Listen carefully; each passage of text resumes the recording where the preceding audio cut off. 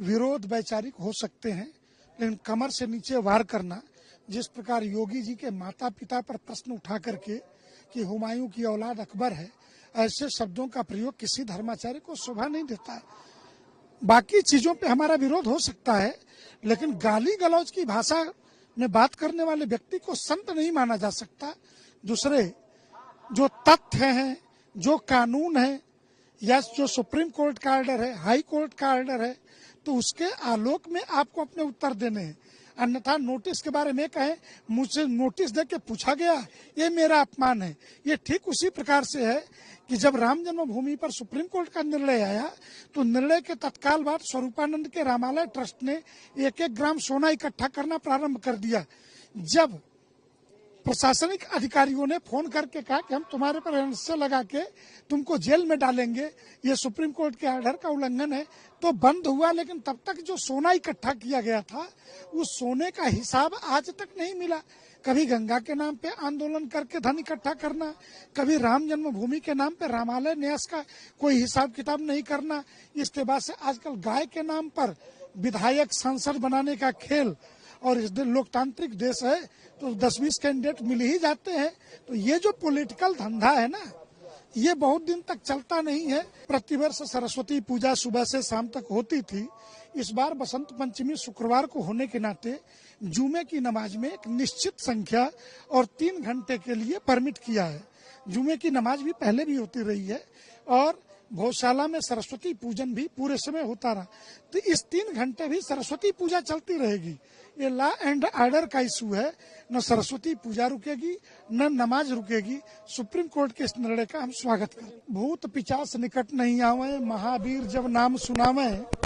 भगवान श्री राम की जन्मभूमि निर्माण से लेके प्राण प्रतिष्ठा धर्म ध्वजारोहण तक राहुल गए नहीं, और अगर जाते हैं तो उन्होंने 70% मुस्लिम वोटों वाली वायनाड लोकसभा चुनी है। फिर उसका क्या होगा? और जाते भी हैं तो पहले भी सोमनाथ मंदिर में गए थे और वहां पे गैर हिंदू कॉलम में हस्ताक्षर किया है। इसलिए अगर अयोध्या भी जाते हैं तो गैर हिंदू के कॉलम में ही हस्ताक्षर करेंगे। एक धार्मिक श्रद्धालु के लिए नहीं, एक पर्यटक के लिए की भांति जाएंगे, श्रद्धालु की भांति नहीं जाएंगे। ये सबको विदित है। विरोध वैचारिक हो सकते हैं, लेकिन कमर से नीचे वार करना, जिस प्रकार योगी जी के माता पिता पर प्रश्न उठा करके कि हुमायूं की औलाद अकबर है, ऐसे शब्दों का प्रयोग किसी धर्माचार्य को शोभा नहीं देता है। बाकी चीजों पे हमारा विरोध हो सकता है, लेकिन गाली गलौज की भाषा में बात करने वाले व्यक्ति को संत नहीं माना जा सकता। दूसरे जो तथ्य हैं, जो कानून है, या जो सुप्रीम कोर्ट का ऑर्डर है, हाई कोर्ट का ऑर्डर है, तो उसके आलोक में आपको अपने उत्तर देने हैं। अन्यथा नोटिस के बारे में कहें मुझसे नोटिस देके पूछा गया, ये मेरा अपमान है। ये ठीक उसी प्रकार से है कि जब राम जन्मभूमि पर सुप्रीम कोर्ट का निर्णय आया तो निर्णय के तत्काल बाद स्वरूपानंद के रामालय ट्रस्ट ने 1-1 ग्राम सोना इकट्ठा करना प्रारंभ कर दिया। जब प्रशासनिक अधिकारियों ने फोन करके कहा कि हम तुम्हारे पर एनएसए लगा के तुमको जेल में डालेंगे, ये सुप्रीम कोर्ट के ऑर्डर का उल्लंघन है, तो बंद हुआ। लेकिन तब तक जो सोना इकट्ठा किया गया था, उस सोने का हिसाब आज तक नहीं मिला। कभी गंगा के नाम पे आंदोलन करके धन इकट्ठा करना, कभी राम जन्मभूमि के नाम पे रामालय न्यास का कोई हिसाब किताब नहीं करना।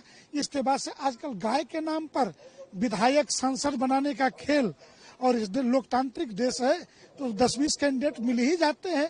तो ये जो पॉलिटिकल धंधा है ना, ये बहुत दिन तक चलता नहीं है। प्रतिवर्ष सरस्वती पूजा सुबह से शाम तक होती थी। इस बार बसंत पंचमी शुक्रवार को होने के नाते जुमे की नमाज में एक निश्चित संख्या और 3 घंटे के लिए परमिट किया है। जुमे की नमाज भी पहले भी होती रही है और भोजशाला में सरस्वती पूजन भी पूरे समय होता रहा। तो इस 3 घंटे भी सरस्वती पूजा चलती रहेगी। ये लॉ एंड ऑर्डर का इशू है, न सरस्वती पूजा रुकेगी न नमाज रुकेगी।